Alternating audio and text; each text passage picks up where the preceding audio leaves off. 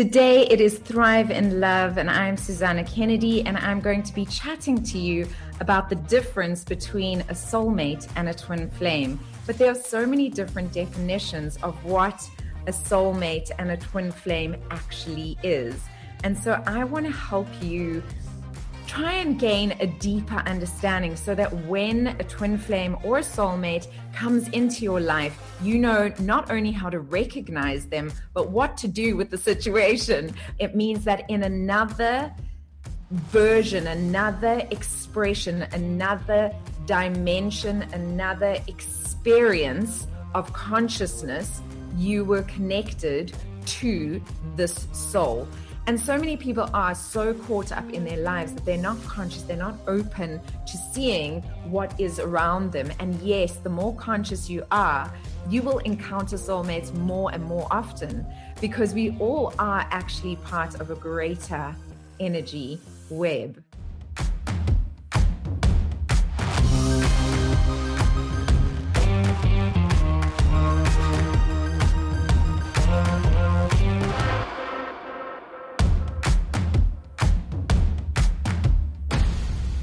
How is everyone doing today?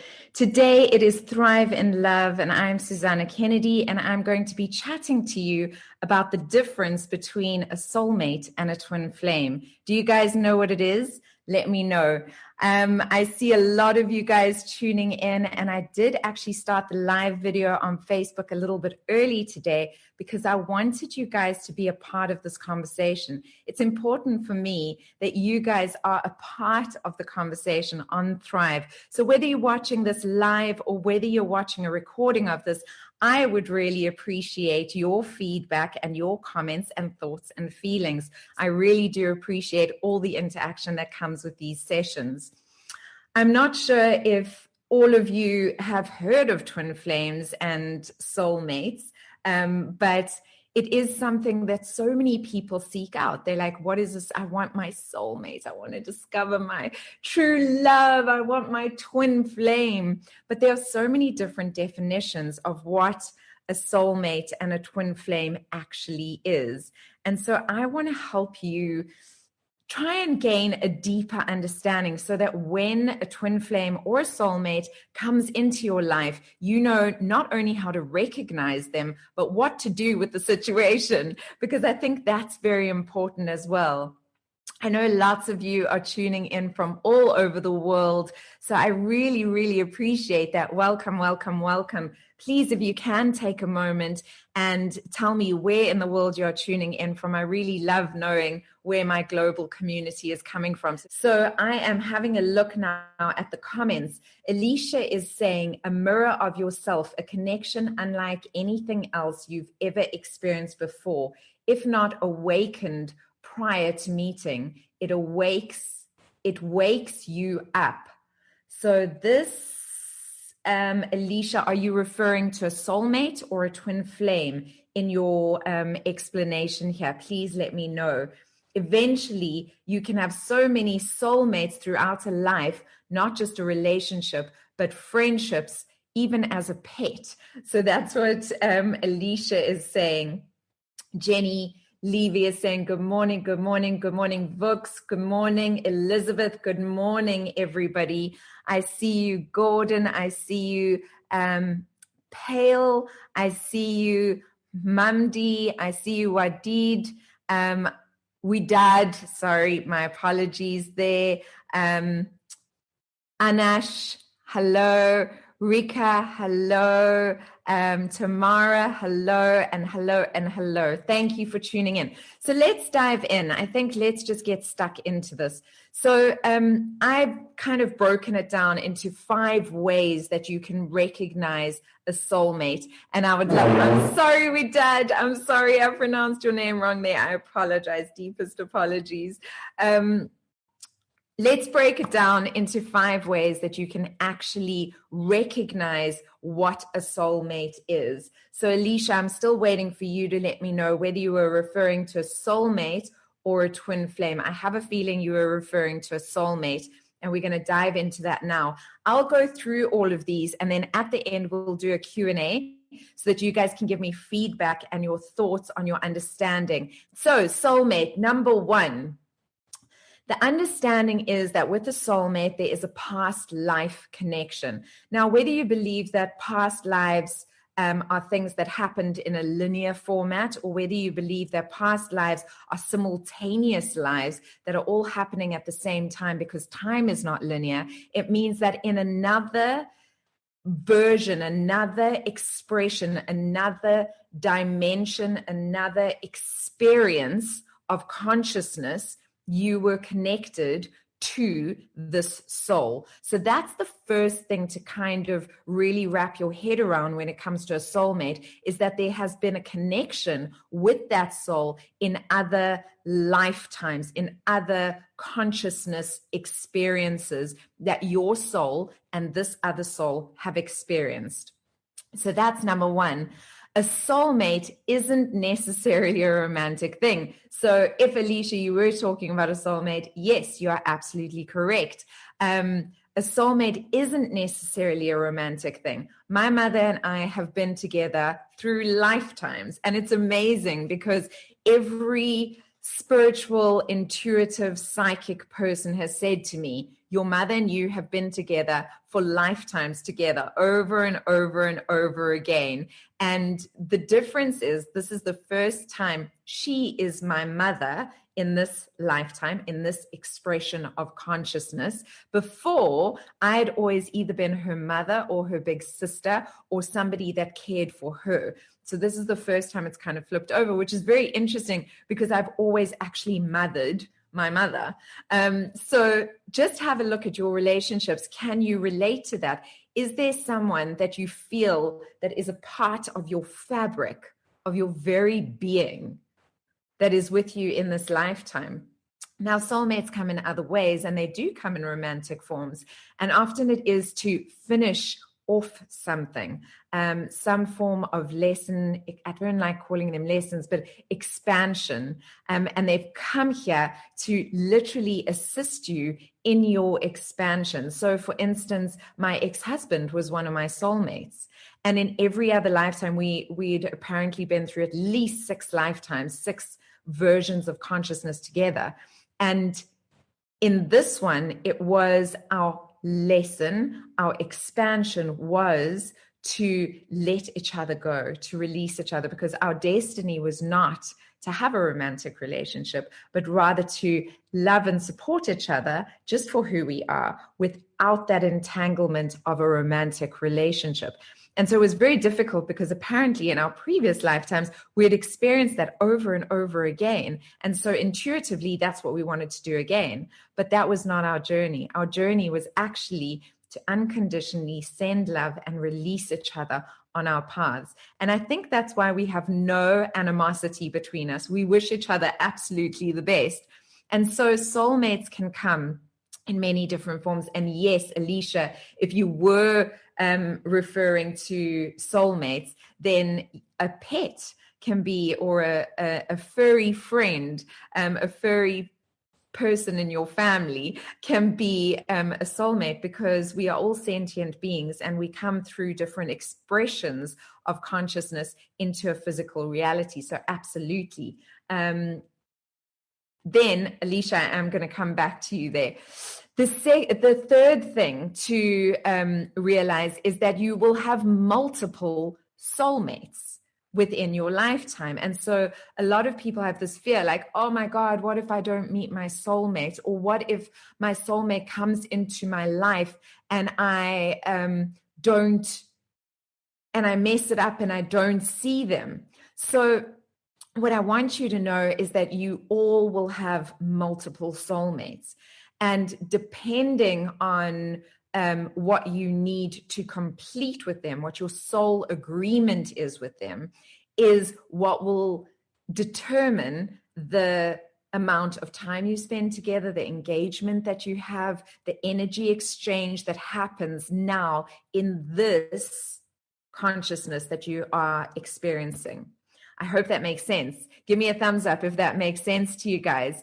The other thing that I want you guys to understand is that, and it's kind of continuation of my point that I've just made is that so many people are scared that they're going to miss their soulmate, that they're not going to see their soulmate, that they're not going to recognize their soulmate. And so many people are so caught up in their lives that they're not conscious, they're not open to seeing what is around them. And yes, the more conscious you are, you will encounter soulmates more and more often, because we all are actually part of a greater energy web. And so you will recognize it, and it'll be in a smile, it'll be in a glance, it'll be in a small interaction. And you know what? Give it love and let it go, because the reality is, the truth is, and I believe this with all my heart, that what is meant for you will never miss you. What is meant for you will never miss you. And so if your soulmate is meant to come in your life, and there is soul work to do, there is relationship work to do, you will not miss them. You may miss them the first time, maybe, but they will be back, because if there's work to do, you will connect with them. So I want to say that very, very clearly. Robin Banks has a saying, you can't do it wrong, you can only do it long. And the reality is that is the truth. That's why it's such a good saying, because you can't do it wrong. You can only do it long. So if you miss them the first time, don't worry, because that just means that you're needing to do something else. You're needing to grow in some way so that you can be at the exact right vibration for them to come into your life to do what you need to do. And that's another thing I just want you to remember is, when a soulmate does come into your life, I mentioned that there's this attraction, there's this instant attraction. You don't know why, you don't know where it comes from. And it's not necessarily a sexual attraction. It's just an attraction. And the reason why is that when we are in past lives, when we are in past expressions of ourselves, we go through different vibrations, different experiences that cause vibrations, different emotions and thoughts and feelings that cause vibrations. And if that soul was present during the forming of those vibrations, they will in turn have similar alike vibrations. And so when we encounter them in another expression of consciousness, we will recognize their vibration, even though we don't know who they are and we don't understand it. And it doesn't have to be sexual. And sometimes it can be. But the point is, you recognize, your soul recognizes a vibration. So I hope that made sense to you. I think that it's very important to know those 5 things. There's a past life connection. It's not necessarily romantic. You can have multiple soulmates. The connection is created in past lives because of the vibrations, because of the energy exchange and connection that you guys had in another dimension. You will never lose that person. You will never lose the chance to do your soul's work with that person, because what is meant to be will always be. What is meant will always, always find you. So please release the fear and just be open to anyone that comes into your sphere and feel their vibration. And sometimes it's just about thanking them for being in the past and in the present and in the future and sending them love, but holding no attachment to the outcome of why they've come into your life. So I hope that makes sense. And I hope that it gives you a deeper understanding and gives you some tools to understand when you do think, oh my goodness, I've met my soulmate. So moving on to twin flames, when people discovered that a soulmate wasn't necessarily the one, my other half, my romantic person, they started to dig deeper. And they wanted to know, well, then what is if it's not a soulmate, what is it? And then the term twin flame was born. Now, some have the understanding that at source, there was an essence, a vibration that was the perfect blend of the masculine and feminine, divine masculine and divine feminine. And the two were part of a whole. And at some point, these two parts of the whole split and came down to earth into an expression. Now, when I say the divine masculine and the divine feminine, every single one of us, whether you're a man or a woman, has divine masculine and divine feminine within you. So I'm not saying a man and a woman, because men have divine feminine and divine masculine within them. women have divine feminine and divine masculine within them. So whether you are gay, straight, whatever it really doesn't matter. The point is that the divine masculine and the divine feminine split, and in two different human expressions, one was stronger than the other. So the divine masculine was stronger in one human expression than it was in another. And then that is what consists of a twin flame.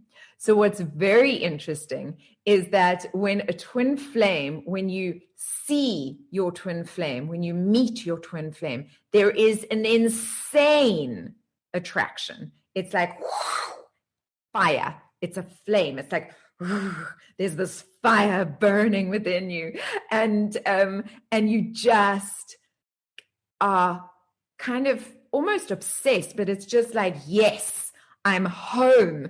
Yes, we have so many similarities. That's one of the things. It's like instantly you're going, oh my goodness, we're so similar.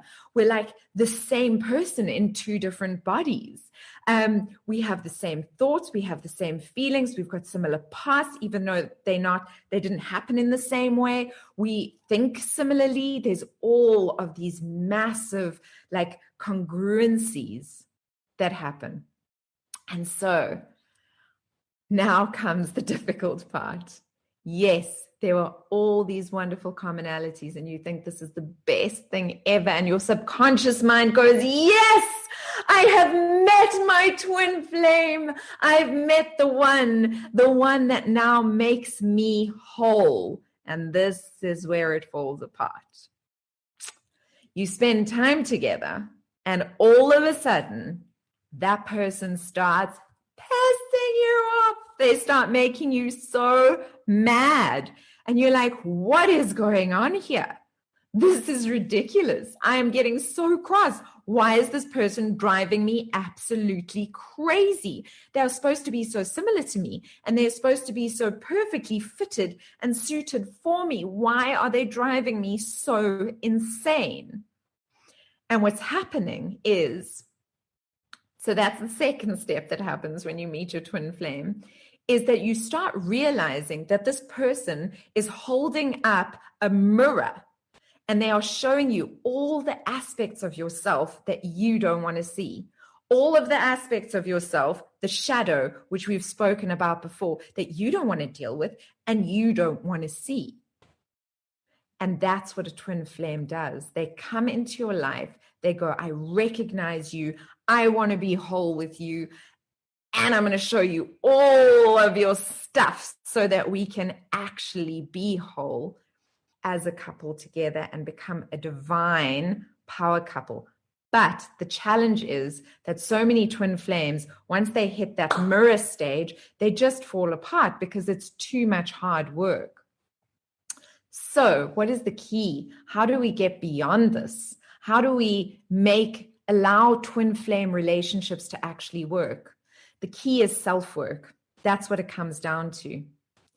If two twin flames come together and they've done enough self-work, enough work on themselves to stop and look at that mirror and really absorb it and question it and work with it and turn those shadows into gifts and work through things so that there is a complete sense of self-love, a complete sense of self-containment,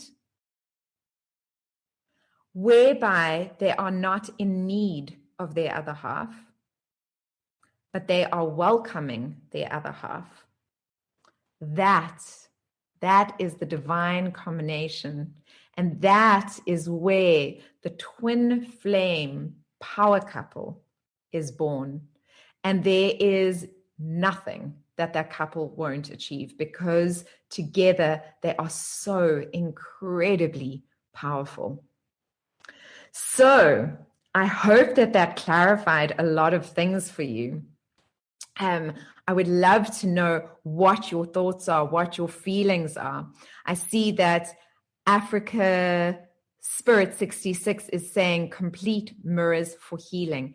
Absolutely. I'm going to go into a Q&A now, so you're welcome to type your questions below. But absolutely, that's exactly what it is. Mirrors are sent into our lives as invitations for healing, an aspect of ourselves that has been fragmented because we have not found the gift within it. And as soon as we find the gift and we accept and love it for all the gifts that this shadow has brought into our lives, it transforms into light. And it keeps us in balance, doesn't it? So that for me is very, very important. Thank you, African Spirit 66, for mentioning that. I'm trying to see who else is asking questions. I'm looking on Instagram first. Hello and good morning. I'm getting a lot of hellos and good mornings. I'm going to give you, hello from Poland. I don't think I've had somebody tuning in from Poland before. Hello and welcome. Kulcia. Am I saying your name right? Let me know. Kulcia, hello and welcome. I see so many of you tuning in and giving me smiles and hearts and thumbs up. If you do have any questions or feedback or comments or want to be a part of the conversation, please do type your comments below. We have just defined what are the aspects that make a soulmate recognizable and a twin flame recognizable, and then how do we deal with this when we encounter a soulmate or a twin flame. I'm going to have a look now on Facebook. Joburg, good morning, Joburg. Alicia has come back and said, can someone else activate your crown chakra and teach you something and actually lead you to your true twin? So the crown chakra, I don't think is associated necessarily with the twin flame, because the twin flame is your heart chakra. It's your love center, but your twin flame will come into your life when you are at the perfect vibration to allow that soul contract into your life. So all you can do really, by my understanding, now guys, this is the research I've done. So I've done some research. This is what my understanding is. And I'm always open to learning and growing. And so if you find some research that is different to mine, please do share. But with my understanding is that you don't search for your twin flame. Stop searching for your twin flame if that's what you're doing. Release control over that.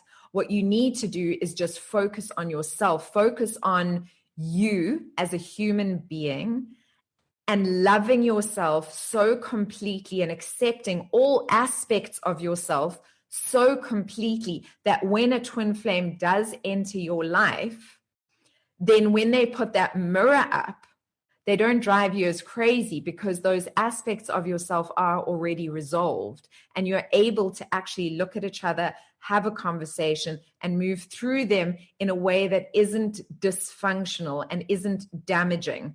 That is the understanding that I have. So stop focusing on meeting your twin flame. Focus on yourself, on developing your own self-love, your own self-acceptance. And once that is in place, even if your twin flame comes before that is in place, your twin flame can enter your life, and there's often like a big blow up, and then they leave. And then they come back again at another point, because you are not ready to love them in the way that that relationship needs to play out.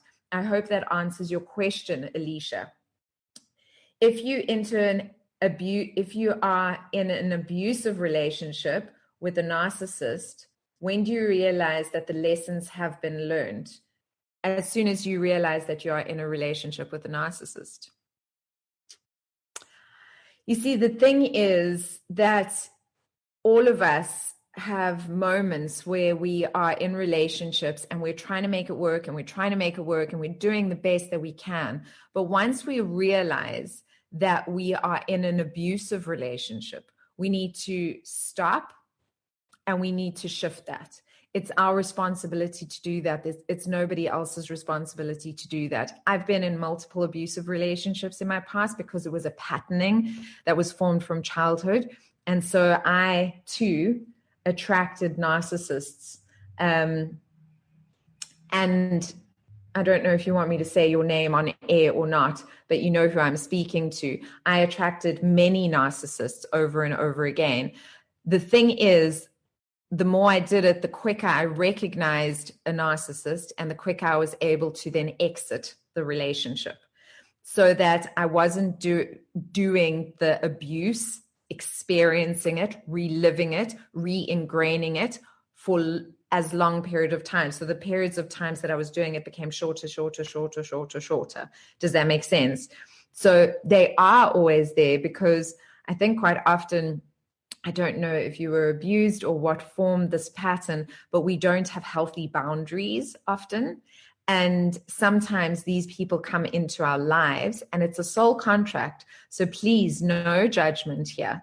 It's a soul contract. So these people come into our lives, these spirits, these beings come into our lives to show us that we need to have healthier boundaries and to look after ourselves better, and to say that we need to love ourselves enough to remove ourselves from something that is abusive. I had a relationship once where the person said to me, "But you promised me you would love me unconditionally." And I said, "Yes, I will, and I do. But that doesn't mean that I can't exit this relationship. It means that I can love you unconditionally from a distance. But in order to love myself, I can't continue allowing you to abuse me." And so I extracted myself from that relationship, and I still sent him love. I still sent him blessings. I still sent him gratitude for what he had brought into my life. I hope that answers your question. I'm going to answer one more question, and then we're going to howl. Is everybody ready to howl? It's almost 11. That is what happened with me and the person who I believe to be my twin. A lot of back and forth. I loved our conversations, but he drove me crazy.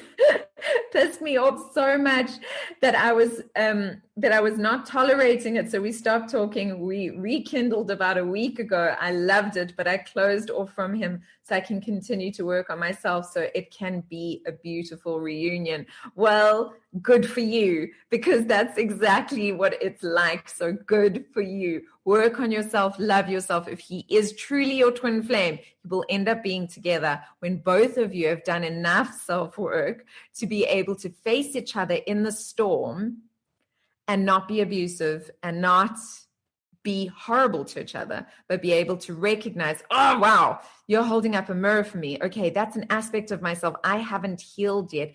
I haven't fully integrated yet. Thank you for showing it to me. Let me work on that. So great, Alicia, Elizabeth. If you don't live in essence and you live to your highest values, which are essence, and you don't own gifts, you will always attract energy on a lesser vibration. Okay, I'm going to howl now, and then I'm going to come back to that, and then we're going to end for the day. So at 11 o'clock all over the world, it is the time of day that the most amount of people are awake. And so we thank all of the essential workers, all of the people who have kept our lives going, and we send out healing love vibrations to the entire planet, everybody that is in this planet that is contributing by working on their own vibration of love, of raising the energy vibration to a place of love and happiness and healing and compassion and joy. So 1, 2, 3.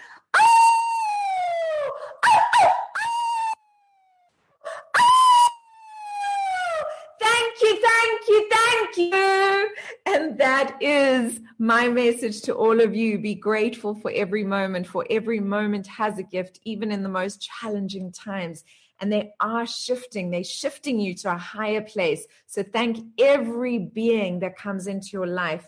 They are a gift. They bring gifts. There's a gift in every interaction, whether it's the lady at the supermarket, a beggar on the street, or somebody in a board meeting. They're all here to teach us, to guide us, to help us to become the fullest expression of ourselves if we are willing to stop and listen. So, Elizabeth, if you don't live in essence and you live to the highest values, which are essence, and you don't own gifts you have, you will always attract energy on a lesser vibration. Essence is living in love from heart, where nothing can touch us.